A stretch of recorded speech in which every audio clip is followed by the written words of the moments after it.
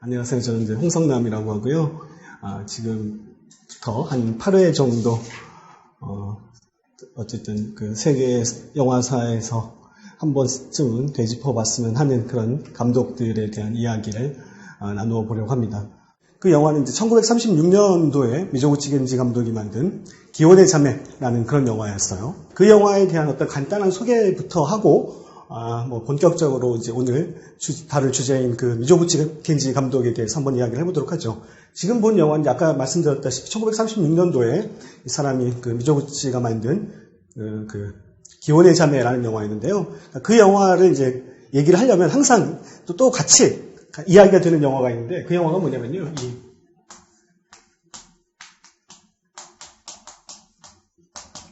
오사카 엘레지라는 영화예요. 이 영화는 이제 마찬가지로 기혼의 자매와 같은 해에 만들어진 1936년에 만들어진 영화고요. 일종의 이제 이 두 편의 영화는 거의 그 자매편이다라고 이야기가 돼요. 그 이유 중에 하나는 뭐냐면요. 일단은 기본적으로 아까 말씀드렸다시피 1936년이라고 하는 같은 해에 만들어졌다라는 것이 아주 가장 기본적인 이유일 것이고요. 그 다음에 이제 거기에 나오는 여자 주인공이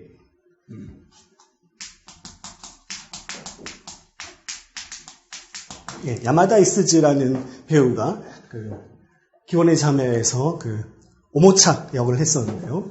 그 주인공이 이 영화에서도 또 나와요. 그 주인공으로 나오는데, 그 다음에 그런 이유도 있고, 또 한편으로 보면요. 두 편의 영화가 다루는 주제도 약간은 비슷한 것 같고, 그러니까 이를테면, 이제 어떤 뭔가 사회 속에서 억압받는 여성을 다룬다는 측면에서 굉장히 닮은 점이 있고요. 또 한편으로 보면, 이 영화는 어떻게 보면 이제 이 오사카 엘레지에서 그 다음에 기혼의 자매로 넘어가는 과정은, 그러니까 이름은 다르지만요. 그러니까 야마다 이스즈가 오사카 엘레지라는 영화에서 맡은 역할은 다르지만 마치 이 영화 속에 이 배우가 이제 마지막 끝날 때 이제 이 모든 사회로부터 특히 가족으로부터도 버림을 당하고 이제 길거리로 그러니까 정말 말 그대로 가출을 하는 장면으로 끝나고요. 그다음에 그 가출을 하면서 이제 어떤 중년의 그 의사를 만나는데 그 의사에게 이제 자기가 이 사회는 왜 나를 이렇게 괴롭히는가?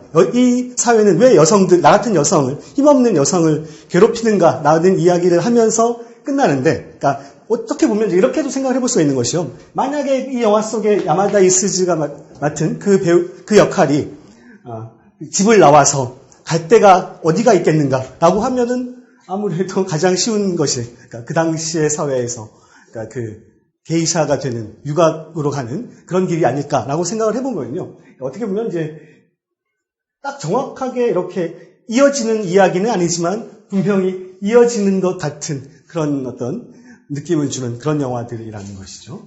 그러면서 이제 또 한편으로 보면요. 이 영화 같은 경우에서는 이제 미조구치 감독의 어떤 경력에서 굉장히 좀, 중요한 어떤 분기점에 속하는 영화인데요. 일단은 이제, 두 편의 영화가 마찬가지예요. 그러니까 이를테면 이때부터 이제 뭔가 이 사회에 대한 의식이라고 하는 것, 또는 리얼리즘적인 어떤 시선이라고 하는 것이, 그전에도, 그러니까 이 미조구치 감독의 다른 이전의 영화에서도 조금씩 드러나긴 했지만, 본격적으로 드러나는 영화가 이 영화다라는 것이고요. 또 한편으로 이제 미조구치 영화는 이 영화들만이 아니라 그 이후의 영화들에서도 어느 정도 여러분들이 어디선가 들어서 잘 알다시피, 그러니까 원신 원컷, 그러니까 굉장히 테이크를 길게 가는 롱 테이크를 많이 쓰는데요. 그러니까 이 두 영화에서부터 또 그런 기법이라고 하는 것을 좀 발전적으로 쓰기 시작을 했었고요. 그래서 이제 한편으로 이제 미조구치 자신도 이 영화들에 대해서 굉장히 만족을 했었고요. 그래서 뭐라고 했냐면 이제 자기가 이 두 편의 영화를 만들면서, 그러니까 이 사실 그대로, 그러니까 지금 있는 그대로의 현실을 그릴 수 있는 어떤 눈을 갖게 됐다. 그래서 그런 영화들을 만들게 됐다라고 이제 말을 하고요. 그 다음에 또 한편으로는,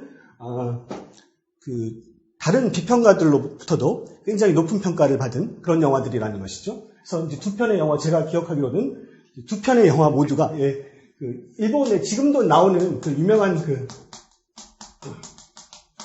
잡지 중에 키네마 준뽀라는 잡지가 있죠. 그렇죠? 그 잡지에 보면 이제 매년 그 해의 베스트 10을 뽑는데요. 그러니까 그래서 이제 좀 이거는 여담이지만 일본에 가보면 그러니까 이 기네마 준보에서 그러니까 나온 그 단행본이 있는데 그 단행본에 보면요, 그러니까 지금까지 그러니까 예전서부터 지금까지 베스트 10만 모아놓은 그런 것을 담아놓은 그런 잡지도 있어, 그런 단행본도 있어요. 어쨌든 그 해에 기네마 준보에서 뽑은 1위, 그다음에 3위의 영화가 이 영화들이라는 것이죠.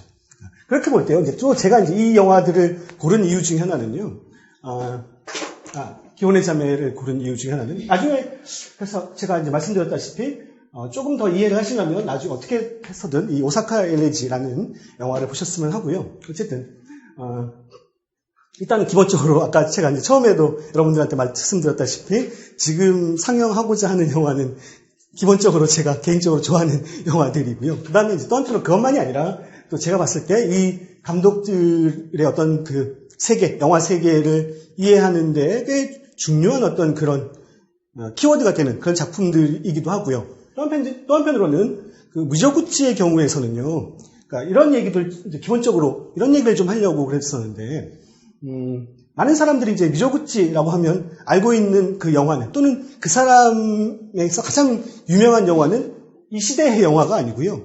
1950년대의 영화들이라는 것이죠. 그렇죠? 그 영화는 뭐 혹시 여러분들 다 들어보셨나요? 네, 뭐 오하루의 일생, 그렇죠?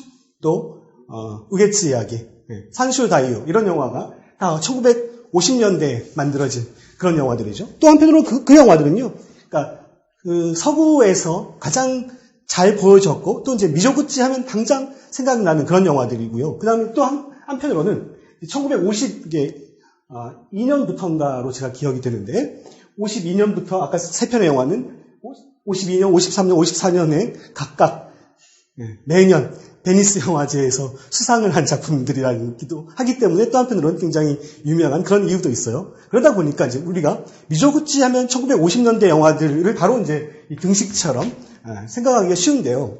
그렇지도 않다라고 하는 것을 제가 좀 보여주고 싶었었고요. 또 한편으로는 이제 이것은 미조구치의 경우에서만 해당이 되는 것이 아니고요. 그러니까 일본 영화의 어떤 그런 시기, 그러니까 우리가 흔히 또 어떤 영화사 책에 보면 일본 영화의, 그러니까 일본 영화만 따로 다룬 책이 아닌, 뭐 세계 영화사 중에 뭐 일본 영화 챕터를 다룬 책을 보면, 그러니까 꼭 안 그런 경우도 있지만, 대부분은 어디서부터 시작이 되냐면, 한 1950년대부터 시작이 돼요. 그렇죠? 그 이유는 뭐냐면, 1950년대에, 그러니까 아까 미조구치도 얘기했지만, 미조구치 이전에, 그냥, 쿠로사와 아키라가 라쇼몽을 통해서 베니스 영화제에서 수상을 하면서 알려졌었고요. 또 그 영화만이 아니라 뭐 지옥문이나 이런 영화들이 또 칸느 같은 굉장히 유명한 영화제에서 상을 받았고, 그래서 그런 굉장히 좀 물론 잘 만들어지기도 했지만 또 한편으로 서구 사람들의 눈을 끌기도 했고 또 한편으로 그러다가 보니까 상도 받고 또 한편으로는 이 서구 사람들의, 그러니까 서구 비평가들이든 또는 그 영화 팬들이든 입에 계속해서 오르내리는 그런 영화들이 많이 만들어진 게 이제 1950년대이다 보니까 흔히 이제 일본 영화의 황금기라고 하면 1950년대를 생각을 하는데요. 그러니까 물론 이제 그게 사실이기도 한데 또 한편으로는 이제 우리가 이렇게도 그러니까 그것을 다르게 보는 사람들은 그러니까 그 일본 영화의 역사에 대해서 다르게 보는 사람들은 오히려 뭔가 이 50년대의 영화들은 서구인의 눈을 사로잡는 영화들인 경우는 많긴 하지만 뭔가 이 형식의 어떤 급진성이라고 하는 것을 따지고 보면 그 시기가 아닌 그 이전 시기, 이 영화들이 뭐 미조구치의 아까 영화가 만들어진 1930년대다라고 이야기를 하는 사람도 있어요. 네. 그런 경우에서 한편으로는 이제 잘 알려지지 않은 1930년대라는 하는 시기에 일본 영화가 어떤 면모를 갖고 있었는가라고 하는 것을 조금 이제 여러분들한테 알려주려고 그 영화를 이제 상영한 그런 이유도 있습니다. 네. 이제 그럼 본격적으로 우리가 미조구치 켄지라고 하는 사람의 그 영화 세계에 대해서 한번 알아보도록 하죠. 이렇게 이제 얘기를 할 수가 있을 것 같아요. 먼저 그러면 우리가 이제 흔히 일본 영화의 3대 거장이라고 하면은 딱 많이 얘기가 되죠, 그렇죠? 그러니까 쿠로사와 아키라. 네. 그 다음에 이제 또 여러분들이 굉장히 좋아하는 오지아스 지로가 있죠. 또 한편으로는 이제 아까 우리가 이야기를 할 미조구치 겐지 이렇게 세 사람을 가지고 흔히 일본 영화의 3대 거장이다라고 이제 이야기를 하죠. 그러면서 이제 각각의 이 사람들만의 특징이다라고 하는 것들을 우리가 어느 정도는 뭐 영화를 조금 보신 분들은 또는 영화 사책들을 조금 보신 분들은 알 수가 있을 것 같아요. 그렇죠? 이를테면 구로사와 아키라 같은 경우는 주로 아주 이 움직임이 큰 액션 영화를 찍었고 또 한편으로 그 액션을 굉장히 좀 역동적인 스타일로 그려낸 감독이다라고 이제 알려져 있고요. 그 다음에 이제 오지 야스지로는 뭐 여러분들이 잘 알다시피 중산층의 어떤 그런 삶을, 그러니까 굉장히 좀 담담하게, 그렇죠? 그러면서도 그 안에다가 뭔가 이 시대의 변화 같은 것을 함께, 그러니까 그 시대의 변화가 아주 뭔가 이렇게 직접적으로 드러나진 않지만 그 일상 안에 묻어나게, 그러면서도 또 한편으로 뭐 어떤 그 보편적인 이야기를 한 그런 감독이 이제, 그러면서도 또 한편으로 중요한 거는 뭐 이 사람만의 굉장히 독특한 그 영화 미학으로, 그렇죠? 그려낸 사람이 오지 야스지로인 거죠. 그럼 미조구치 겐지는 어떻게 정의가 되던가요? 네. 네. 이따가 한번 더 자세하게 이야기를 하도록 하고요. 그러면 이제 이렇게 또 얘기를 할 수가 있을 것 같아요. 과연 그러면 이 세 사람의 감독들 중에서 또는 뭐 다른 사람을 더 이제 그 열거를 할 수도 있을 것 같아요. 일본 영화사 안에서 과연 가장 그 일본적인 영화를 만든 사람은 누구인가? 라고 하는 질문을 던져볼 수가 있을 것 같아요. 그래서 이제 이거는 제 얘기는 아니고요. 뭐 어떤 사람들은 가장 일본적인 영화를 만든 사람은 우지 야스지로다 라고 하는 사람이 많잖아요. 그렇죠? 네. 근데 이제 제 얘기는 아니고 이 얘기는 근데 알고 보면요. 이제 무엇이 가장 일본적인가? 또 그건 마찬가지죠. 한국의 그 문화나 영화에 적용을 해도 그 말은 마찬가지가 되는 거예요. 그렇죠? 그러니까 가장 한국적인 영화를 만든 사람은 누구인가? 라는 것도 우리가 고민을 해볼 수가 있는 거잖아요. 과연 여러분들은 누구라고 생각하나요? 네. 요모타 이누이코라는 일본의 그 영화 평론가가 있는데요. 한국에는 그 일본 영화의 이해라는 제목의 그 일본 영화의 역사에 대해서 좀 간략하면서도 아주 좀 요령 있게 그런 집필한 그런 책이 나와 있어요. 이 사람이 이제 얘기하기로 이런 거예요. 과연 누가 가장 일본적일까? 이런 감독들 가운데. 이 사람의 이제 입장입니다. 이 사람의 입장인데, 이렇게 얘기를 하는 거예요. 오지 야스지로. 가장 뭐, 그러니까 일본의 중산층의 삶을 또 한편으로 우리가 이제 일본적이다라고 했을 때 또, 동일시되는 것 중에 하나는 굉장히 담담하고 관조적이고 차분한 시선이잖아요. 그렇죠? 그러다 보니까 많은 사람들은 오지 야스지로를 가지고 일본적인 감독이다라고 이야기를 하는데 자기가 봤을 때는 조금 힘든 것이 뭐냐면 그러니까 그 영화 속에서는 그러니까 이 사람이 봤을 때는 오지의 영화 속에서는 너무 삶의 그러니까 일상적인 부분이라고 하는 것이 담담하게 그려지다 보니까 오히려 사실적인 부분이라고 하는 것은 잘 느껴지지 않는다라는 거예요. 맞는 것 같나요? 네. 그 다음에 구로사와 아키라 또 어떻게 보면 굉장히 일본적이다라고 볼 수가 있는 거죠. 그러니까 알고 보면 이 사람은 뭐 현대극도 만들었지만 시대극을 많이 만들었고요. 그렇죠? 그다음에 또 사무라이가 나오는 그런 뭐 에픽 영화들도 많이 만들었고, 뭐 또 한편으로는 뭐 다른 뭐 가부키나 노 같은 것들 같은 일본 문화의 요소들을 영화 속에 이제 뭐 테크닉이나 어떤 그런 미장센이나 이런 측면에 녹여 넣기도 했었고요. 그렇죠? 그러다 보면 구로사와 아키라도 굉장히 일본적인 감독이다라고 볼 수가 있다라는 거죠. 그런데 알고 보니까 이 구로사와 아키라의 영화에서는 주로 보면 이 여성이라고 하는 존재가 배제되어 있다라는 거예요. 알다시피 여러분들이 나중에 한번 구로사와 아키라의 영화들을 쭉 한번 일별해 보시면 뭐 여성 주인공이 나오는 영화도 있긴 한데요. 그런 영화는 정말 소수다라고 하는 것을 알 수가 있습니다. 그래서 오히려 여성이 안 나온다. 그러니까 여성이 배제되어 있다라고 하는 것은 그러니까 쉽게 보면 남성, 여성 이렇게 세상이 이제 이루어졌다라고 한다면 일본적인 세계의 반은 배제한 것이다라고 볼 수가 있다라는 거죠. 네. 그러면 또 다른 사람을 얘기를 하는데요.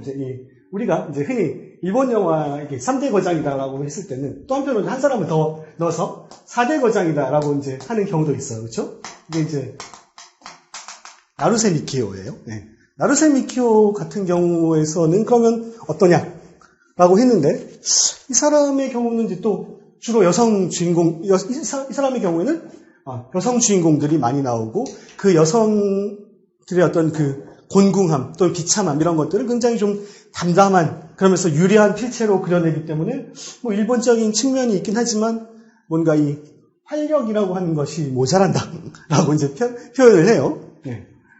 그러면서 이 사람은 얘기하기로 알고 보면 가장 일본적인 감독은 이 사람이다 라고 얘기를 하는데 미조부치 겐지다 라고 얘기를 하는데요. 그러니까 뭐 이 사람의 경우에는 일본의 어떤 그런 지금의 일본을 이루고 있는 이제 그때까지겠죠. 일본을 이루고 있는 또는 일본 문화를 이루고 있는 많은 것이 이 사람의 그러니까 영화적인 궤적 안에 담겨 있다라는 거예요. 그러니까 뭐 주로 여성들을 그리긴 하지만요. 이따가 더 말씀을 드렸다시피 여성들을 그리고 있지만 또 그 여성들의 어떤 고통을 그리고 있다. 그 다음에 뭐 알고 보면 뭐 이 사람은 또 한편으로 현대적인 현대극을 만들기도 했지만 아까 보면 이제 기혼의 자매는 현대극이죠, 그렇죠? 근데 시대극을 만들기도 했다, 그렇죠? 네, 그래서 오하루의 일생 같은 것은 시대극이잖아요. 또 한편으로 보면 그러니까 현대극 안에서는 그러니까 일본의 이 드라마 또는 이제 영화에 굉장히 좀 중요한 어떤 토대가 되는 것이 신파라는 요소일 텐데 그 신파를 받아들인 사람이다. 그러면서도 또 한편으로는 기혼의 자매를 보면 그러니까 그 리얼리즘적인 시선이 들어가 있다라는 거예요. 네. 그다음에 또 시대극을 보면 당연히 뭔가 이 일본의 어떤 전통 예술의 어떤 그런 요소들이 굉장히 많이 들어가 있다는 말이죠. 가부키나 또는 뭐 그 병풍이나 그렇죠? 또는 뭐 일본의 전통적인 어떤 무용이나 이런 것들을 보면 뭐 현대적인 것 또 그 전통적인 것 이런 것들이 다 섞여 있는 영화를 만든 사람은 이 사람이 아닌가라고 이야기를 해요. 그러면서 이제 또 한편으로는 이제 이 사람의 초창기의 영화의 궤적들을 보면서요. 그러니까 그 영화들은 뭐 거의 보기가 힘든 그런 영화들이긴 한데 어쨌든 그 영화들을 보면 그 당시에 어떤 굉장히 유행했었던 다른 그 외래 사조들도 들어가 있다라는 거예요. 그러니까 뭐냐면 뭐 표현주의라든가 모더니즘이라든가 그러니까 쉽게 아주 좀 과장해서 말을 하기는 이 사람의 영화에서야 그러니까 그 포스트 모더니즘을 제외한 일본 문화의 그 토대가 되는 많은 요소들이 거의 망라되어 있는 영화 세계가 이 미조부치 겐지의 영화 세계다라는 거죠. 그래서 자기가 봤을 때는 가장 이 사람이 일본적이다라고 이야기를 한다라는 거죠. 근데 이것은 이제 뭐 여러분들이 어떻게 이제 시선을 갖다가 놓고 보느냐의 차이인 것이지 뭐 꼭 이 얘기가 맞는다라는 것은 아니에요. 이렇게도 볼 수가 있어요. 제가 또 이따가 자주 이제 이야기를 할 텐데요. 이제 일본의 굉장히 유명한 그 평론가 중에 사토 다다오라는 사람이 있죠. 그러니까 이 사람도 그 일본 영화사인가라고 하는 그런 이제 그 일본 영화 관련 책이 한국에 그 번역이 돼 있어요. 굉장히 두껍고요. 이 사람이 이제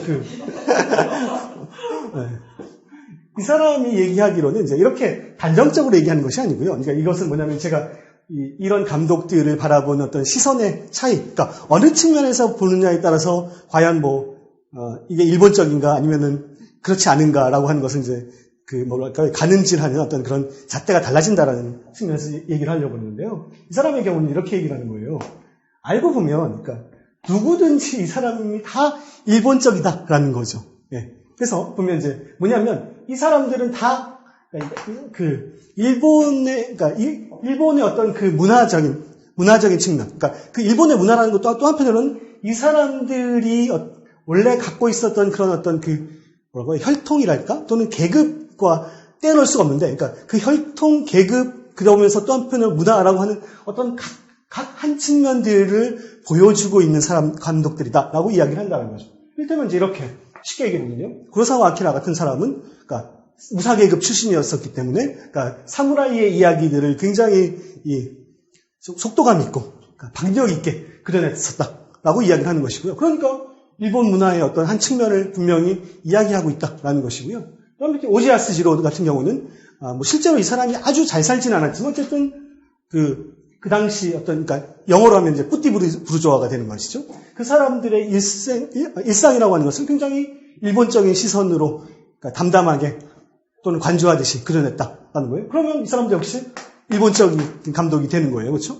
그다음에 미조구치 겐지라고 하는 사람은 그러니까 이 사람의 경우는 가문을 보니까 그러니까 일본의 그 상인 가문 출신이라는 거죠. 그러니까 이제 이게 그 시대를 거슬러 가보면요. 그러니까 한 뭐 17세기 이럴 때에 일본 문화에 굉장히 뭐 중요한 어떤 요소들, 그러니까 이를테면 가부키가 될 수도 있는 것이고, 또는 일본의 다른 어떤 그 극적인 전통이 될 수 있는 것이고, 또는 뭐 그 우키요에 같은 것도 있죠, 그렇죠? 그러니까 그런 것들을 융성시키게 한 것이 알고 보면 그 당시에 이제 그 사무라이의 권위가 좀 떨어지면서, 그러니까 그 상인 계급들의 힘, 그다음에 그 사람들의 부유함이 그러니까 일본의 그 당시에 이제 전통적인 문화를 발전을 시켰는데, 그러니까 이 사람은 역시 상인 계급으로서, 그러니까 아까 얘기했었던 그런 일본 전통적인 문화를 영화 속에다가 재현했다라고 이야기를 하는 거죠. 그러면 이 사람도 역시 일본적인 그런 감독이다라고 이 얘기가 되는 거예요.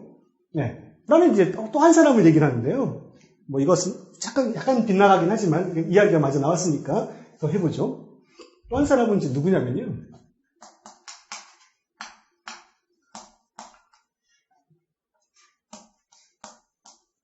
이마무라 쇼헤이라고 이제 혹시 여러분들 다 들어보셨죠? 아주 관련되는 얘기는 아니지만요. 그래서 한번 더 이야기를 해보면 우리가 이제 많이 상식적으로 이제 이야기를 해서 가장 일본적인 영화 감독 하면 흔히 이제 오지 야스지로를 이야기를 해요. 그렇죠? 근데 이마무라 쇼헤이는 뭐 다른 시선을 가진 평론가들도 그랬고 자기 자신도 가장 일본적인 영화 감독은 나다라고 이야기를 한 사람이에요. 그 이유는 뭐냐면요. 알고 보면 이거 일본의 어떤 그 얼굴이라고 하는 것이 두 가지가 있다라는 거예요. 네. 이게 뭐냐면 하나는 이제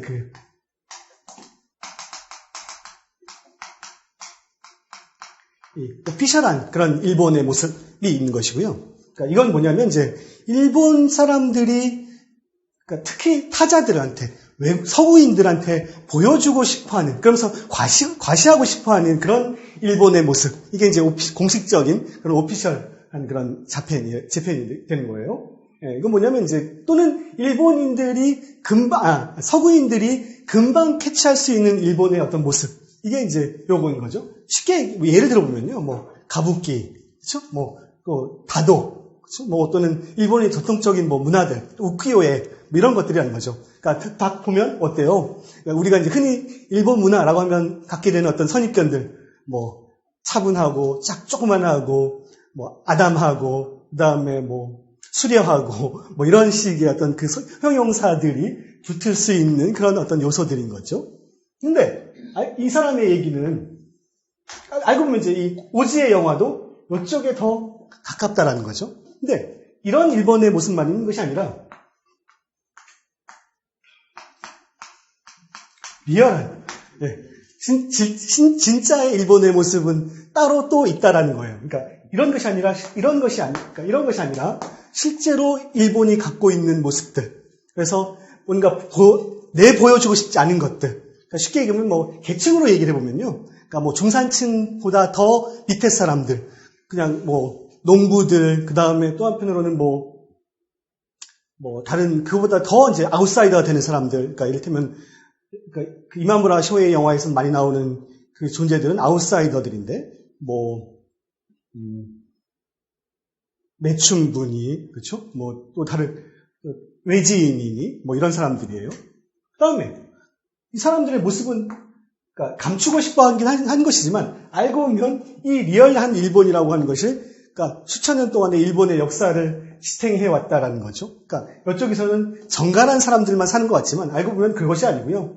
그러니까 그 생존을 위해서 몸부림치고 서로 정말 거의 난폭하게 그 선교를 하고, 그다음에 정말 열심히 일하고, 아니면 정말 또 놀 때도 굉장히 방탕하게 놀고, 뭐 이런 사람들의 모습이 있다라는 거죠. 그러니까 이런 사람의 모습을 자기가 그리고 있다라는 거예요. 그러다 보니까, 그러니까 알고 보면 자기는 이 리얼한 제 편을 그리고 있기 때문에 자기야말로 가장 일본적인 일본 영화 감독이다라고 이야기를 하는데요. 그러니까 이제 아까 사토 다다오의 얘기로 돌아와 보면, 그러니까 이 사람의 얘기들을 많이 하지만 또 한편으로는 이 이마무라 쇼헤이를 여기서 빼놓을 수는 없다. 왜냐하면 어쨌든 이 사람은 이 농부나 또는 농부보다도 조금 더 바깥에 뭐랄까요? 그러니까 농사조차도 못 짓는, 그래서 정말 그 아웃사이더가, 정말 아웃사이더 중에서도 가장 바깥에 나가 있는 아웃사이더들을 종종 그리기 때문에, 예.